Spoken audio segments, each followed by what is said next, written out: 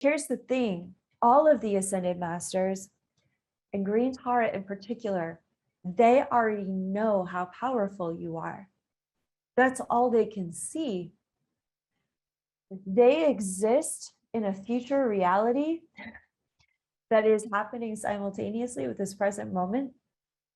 They already exist in the future with your own ascended master self. They already know your highest version. They already know how you ascended. They already know your highest timeline of empowerment in this lifetime. And they are holding the bar there for you as you walk through all of these self-activation steps in each of your modules. And the bar that Tara holds for us, it comes from that key code 3 initiation. It is safe to create your heaven on earth. And one of the interesting pieces about that, and with Sophia's circle leadership, is when you are part of the initiatory process of welcoming others into the truth of their sovereign divinity, you are a part of building heaven on earth, both in your personal reality and then in the collective reality, brick by brick, step by step. You are part of the physical building of the heavenly paradigm coming into form. And I know this is true because the life that I led before the Sophia Code and the life that I lead now are they exist in two different worlds. Very, very different worlds. Even in the journey of after birthing the Sophia Code, with every offering, every completed curriculum, as we continue to grow as a collective community of self-recognized divine beings, remembering our divinity within human form, that continues to expand my experience of heaven on earth as well. Because, even on our most recent event, when we are experiencing the sovereignty sessions for the first time, just the way that we did, it was almost hard to believe how advanced our community had become. And to be there in person with so many individuals that were embodying Sophia Christ consciousness in an integrated way within their body, especially our community of Sophia Circle leaders, I literally felt as though I was sitting in heaven, or I was walking in heaven for those few days that we got to be together. That's when the heavenly consciousness starts to become an earthly experience. And that's what we're doing as a movement. That's what we're doing as a mystery school. Please be assured the Ascended Masters have a divine plan for us, and it is unfolding year by year in this movement. And everything that we are cultivating in this virtual sacred space is a part of building our heaven on earth reality in our personal lives and in our community connection and for this world. So living that statement, it is safe to create your heaven on earth. Notice the edges it brings you up against immediately.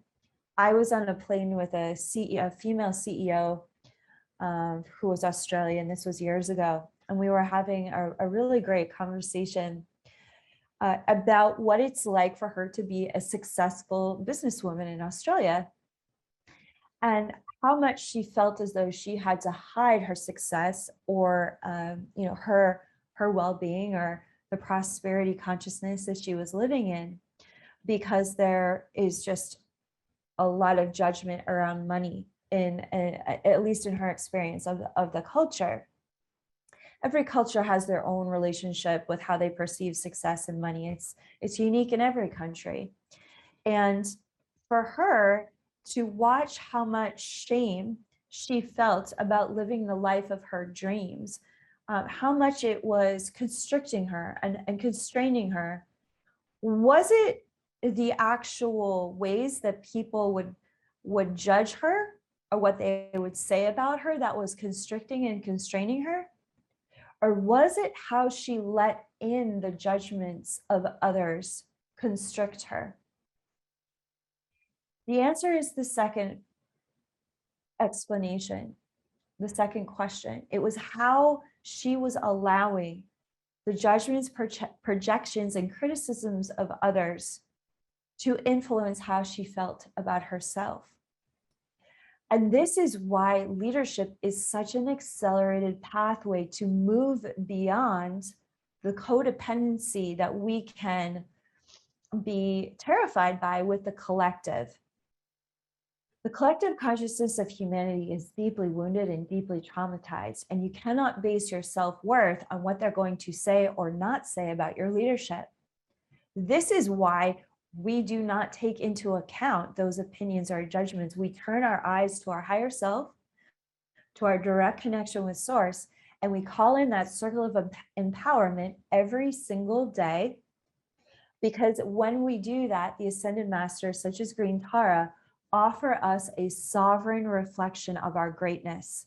They want you to be prosperous.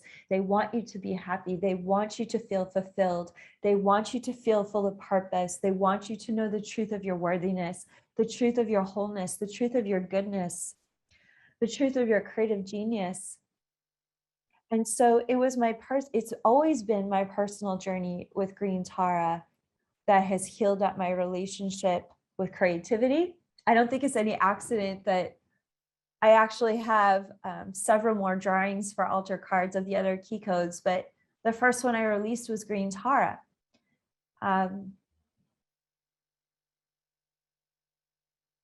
That took such a healing of worthiness for me to do that, of my own self-esteem. My creativity is deeply connected to my purpose, and it's always been something that was very scary for me to show, and it's still something I navigate with all of the time. But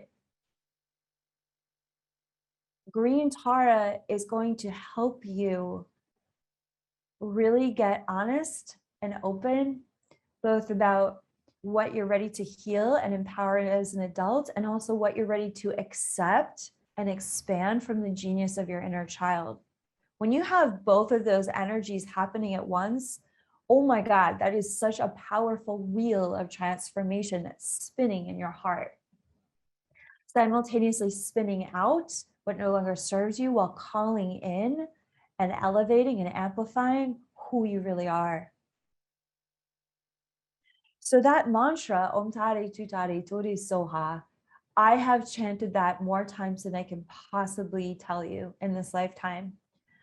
You know, moments of being not having hardly any money at all, stepping years of prosperity, it doesn't matter. That mantra is always there for me to continue to be honest with myself about where I can surrender into more feelings of safety to accept that I am here to create heaven on earth.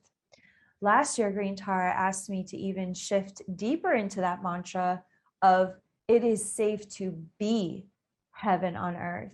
That really took me to a whole nother level in understanding, wow, there's no end to where these teachings can guide us. Because it's one thing to create something beautiful outside of me and to feel the heavenly reality within me, co-creating that as an offering to others. But what if I just gave into, surrendered into the heavenly consciousness of my higher self and allowed everything within me and all around me to shift into that frequency without fighting it or resisting it or sabotaging it? Very often we move in stages of integrative evolution where one thought can take us to the next chapter of our evolution. And once that chapter of evolution has been realized, recognized, there's the next unfurling, the next unfolding of the lotus flower of your mind, your body, your heart's willingness to become even more expanded.